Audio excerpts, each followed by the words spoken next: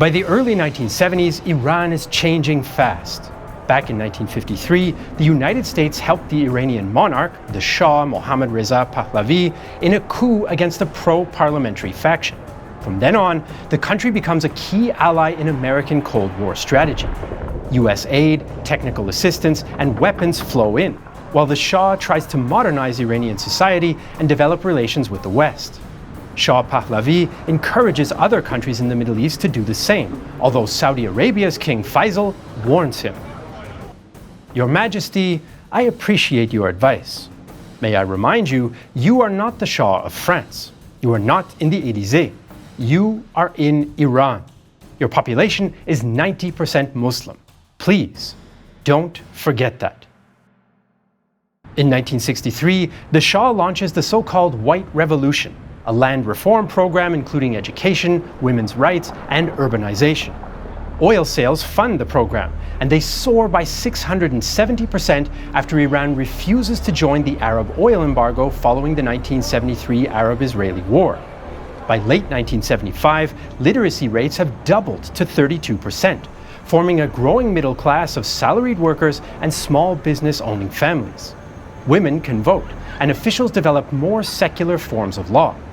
But Iran is not a democracy. But I think that we have just taken what is good for this country.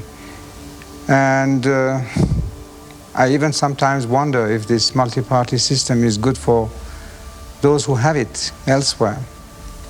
But for us, it seems that what we have done now is the best because, as I said, just go in the streets and question anybody. You will see the whole country has joined the movement.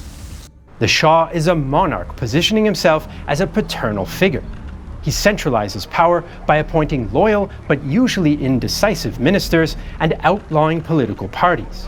In 1975, all adult men must join the Shah's Rastakhi's party, while Iran's secret police, the Savak, suppress underground parties like the National Front and the Communist Tudeh. While the White Revolution benefits secular urbanites, others resist it. Rapid modernization brings inflation, corruption, income inequality, social tensions, and inefficiency. As rural workers move to cities for better pay, many discover that they've rarely benefited from the Shah's policies. One villager from Aliabad complains, "We have nothing in this country. We see that others are rich and have 7- or 8-story homes, and we live in tents. It takes us 1 or 2 months to get something done in government offices, and the other side had good connections and is able to ruin us. If they attack us and fight us and we go to court, the court does nothing because they are in cahoots with them." Officials reinvest much of Iran's oil income back into industry or the military, but little of Iran's 1972 to 74 oil boom goes to the countryside. The Shah's reforms split Iranian society into distinct groups, and as unemployment and corruption increase following a crash in oil prices in 1975, some begin to oppose his central rule. Leftist intellectuals opposing royal absolutism and US interference joined the National Front, or Tudeh, while more radical leftists joined the Marxist-Leninist Fedayin-e-Khalq or the Islamic Marxist Mujahideen-e-Khalq. Both militant organizations conduct small-scale attacks and assassinations. Other Iranian intellectuals remain independent of major organizations, partly to avoid Savak's attention. The most influential opponents are religious clerics. Many oppose the White Revolution's secularism as well as corruption, foreign influence, and the Shah's central power. As religious figures, they also partly escape Savak's repressions and combine political messages into sermons. The most notable anti-Shah cleric is Ayatollah Ruhollah Khomeini. Since the early 1960s, he's openly opposed the Shah, who exiles the Ayatollah to Iraq. Described as a revolutionary traditionalist, Khomeini claims democratic republican ideals within an Islamic context. These appeal to young rural men from traditional backgrounds who now have formal education and work in cities. Those who are out in society more and go into Shiraz are for Khomeini, but the old men who haven't studied and don't go into the city much aren't. There's a difference between those whose level of thinking is lower, who are illiterate and haven't seen much of the situation, and those whose level of thinking is higher. Khomeini also benefits from clerics' historical role as leaders of popular resistance movements. By early 1978, economic crisis and political agitation lead to protests. When security forces react and kill some protesters, the funerals draw huge crowds. The Shah seems genuinely surprised by events which are spontaneous and contradict his self-perception as a beloved figure. The US is also surprised. They lack information about Iran or Khomeini and consider the Shah's position stable. In August, riots erupt in major cities, coupled with attacks on symbols of modernization and foreign influence. On August 19th, Islamic extremists set fire to the Cinema Rex, killing up to 470 people. But many Iranians believe the hated Savak is responsible. Clashes between protesters and security forces soon multiply, especially at mosques and colleges. Student Mohammed Amini struggles with police at a teachers' college. The police took up positions and attacked us. We fought them with our rocks. A violent struggle broke out, but we weren't an equal match for them. We were forced to retreat. When we went back into the college yard, I noticed the dean was watching from his window and laughing. At that very moment, a student threw a rock at him. The window shattered. The Shah orders the military not to use significant force, but the response is uneven. Some ministers encourage the Shah to make reforms, including legalizing political opposition and adopting the Islamic calendar. Pahlavi also appoints new Prime Minister Jafar Sharif Imami to oversee a government of reconciliation. But the reforms satisfy few opponents, and released political prisoners join and lead opposition groups. On September 7th, the Shah orders martial law, which bans public gatherings and imposes a curfew. The next day, protesters, many of whom have likely not yet heard the martial law announcement, gather in Jaleh Square, where government troops fire on them. They kill 68 and wound 205, but some opposition sources claim up to 5,000 casualties. The event, known as Black Friday, causes confusion amongst the authorities, as both ministers and local commanders hesitate to apply martial law.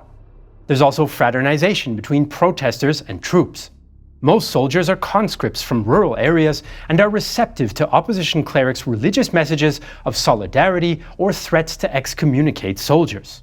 Most of the army stays loyal, but Chief of the General Staff, General Abbas Garabaghi, is worried and addresses the troops. At this critical point in our history, I want to urge you to maintain discipline, unity, and obedience to command. Be aware of ill-wishers and agitators who wish to split your ranks. It is important not to yield to emotional factors and continue to support the legitimate government. Throughout late 1978, large protests run parallel with religious marches. Although some ministers advise banning them, the Shah allows them to avoid further enraging protesters. But it doesn't work, and the entire Iranian free media and institutions like the central bank now favor the opposition. The Shah tries to position himself as leader of a revolution against corrupt officials, while simultaneously announcing a new military cabinet in early November.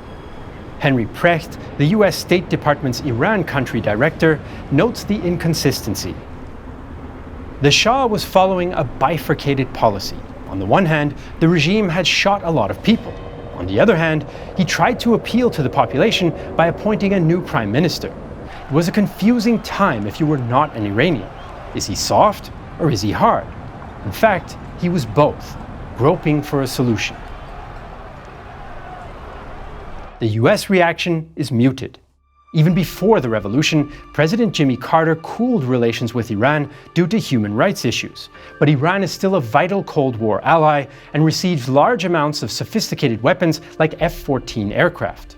Although some US officials want Carter to support the Shah, some State Department figures advise reaching out to Khomeini's entourage, especially Dr. Ebrahim Yazdi, a naturalized US citizen. The inconsistent US response leads the Shah to conclude that they're working with Khomeini against him, which isn't true. So the Shah and his government can't get the unrest under control in 1978, and things soon escalate in 1979. In January, the Shah appoints Prime Minister Shapur Bakhtiar to create a new civilian government. Bakhtiar belongs to the banned National Front, so the Shah hopes the new government will calm the protests. Bakhtiar orders political prisoners released, relaxes censorship and martial law, and suggests disbanding Savak and negotiating with Khomeini. Khomeini refuses, and Bakhtiar concludes the Shah's presence is blocking any deal. He encourages the Shah to leave Iran. Even as the military insists, the monarch's presence is the only thing maintaining the morale of the army. On January 16th, though, the Shah leaves Iran for Morocco. He says it's for health reasons, which is partly true, as he does have leukemia, though this is not public knowledge yet. Henry Precht suggests the diagnosis does play a role. In retrospect, we know now that he knew he was a sick man, and what he wanted more than anything was to pass on to his son a viable monarchy. He wanted his son to inherit the throne. He was afraid if he slaughtered people in the streets and turned over to a teenager a situation he could not handle, the dynasty would be swept aside. When the Shah leaves, protests grow and soldiers defect en masse, up to 12,000 a day. The Air Force, with many educated technicians, is especially rebellious.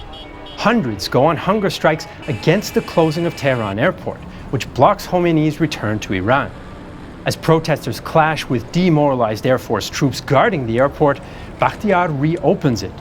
On February 1st, Khomeini returns to Tehran from Paris, where he had gone after being expelled from Iraq.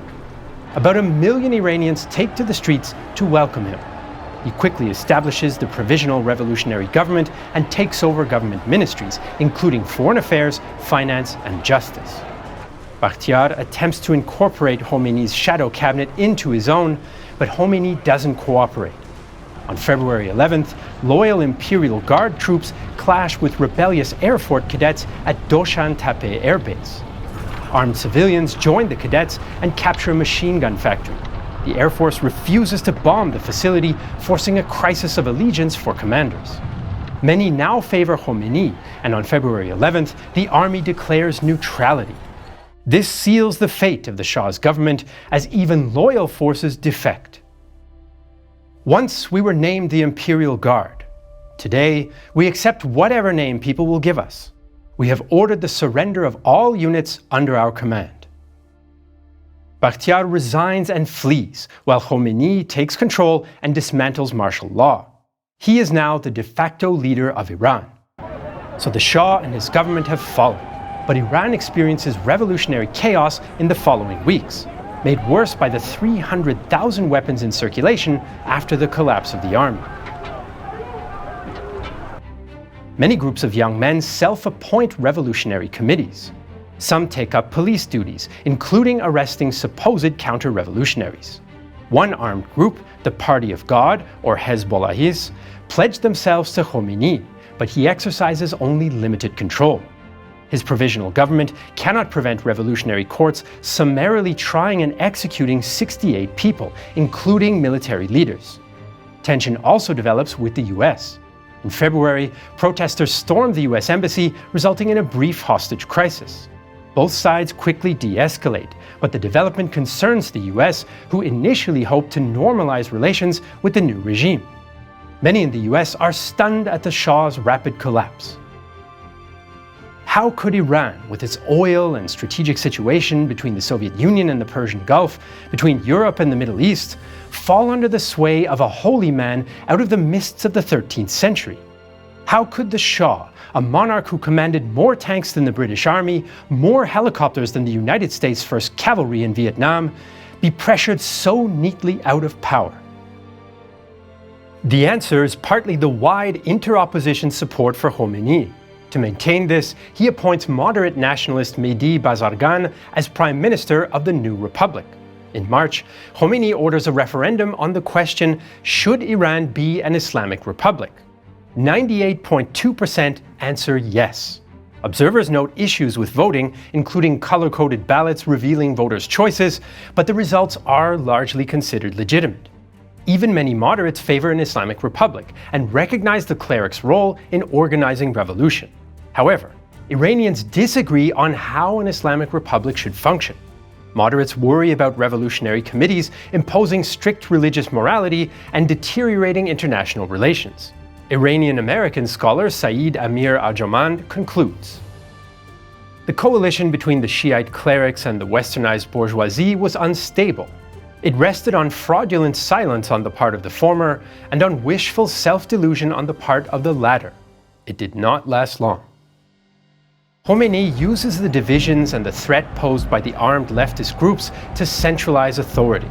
Although his regime faces some opposition, including assassinations by guerrilla groups, he maintains a stable traditionalist foundation, creates new parties, and sides with radical elements to further marginalize moderates.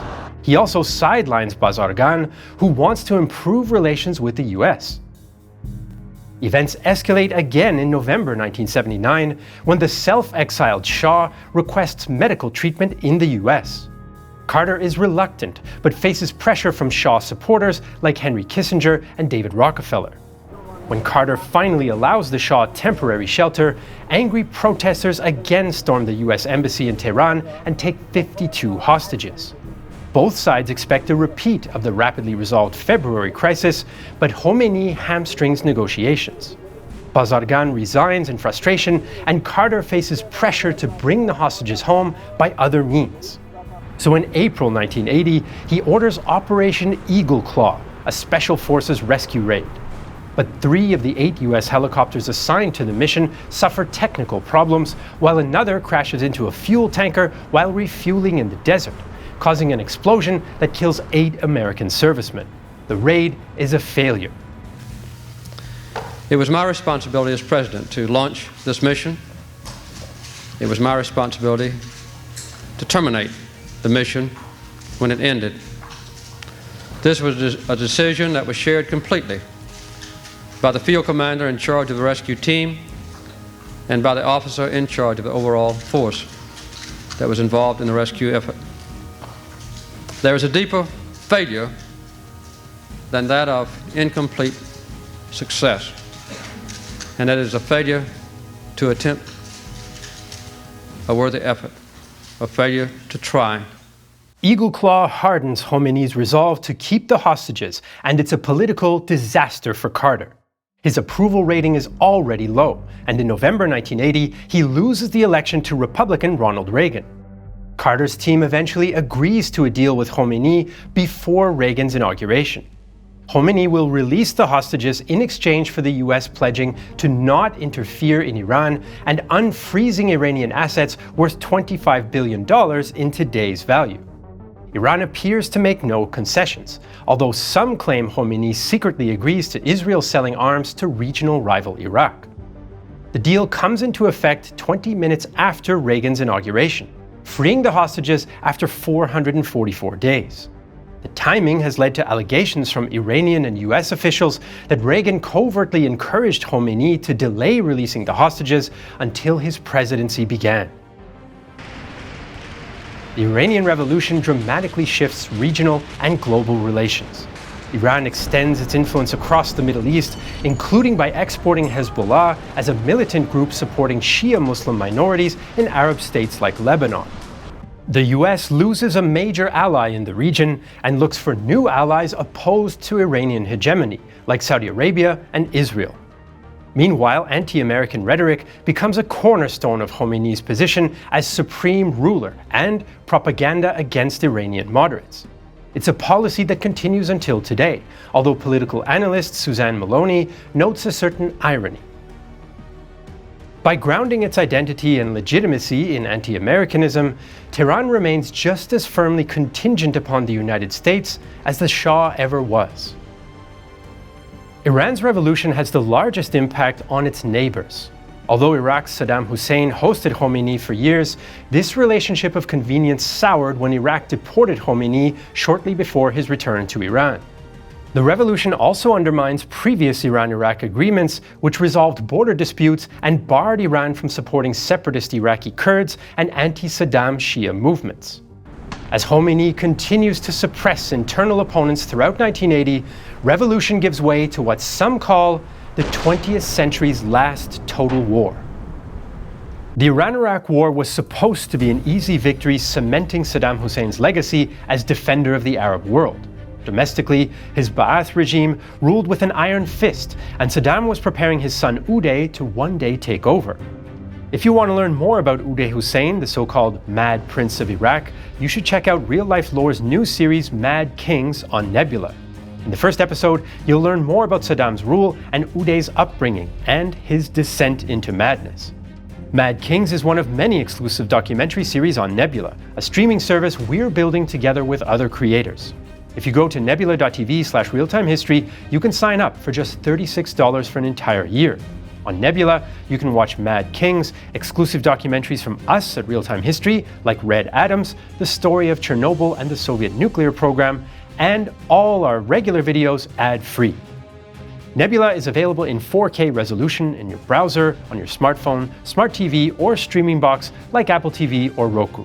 Right now, you can also get the Nebula Lifetime membership. Pay once and get access to everything Nebula has to offer for as long as you and Nebula exist. The Lifetime membership allows us to invest in more original content and improve the platform for everyone. 1/3 of your Lifetime membership will also support us here at Real Time History directly.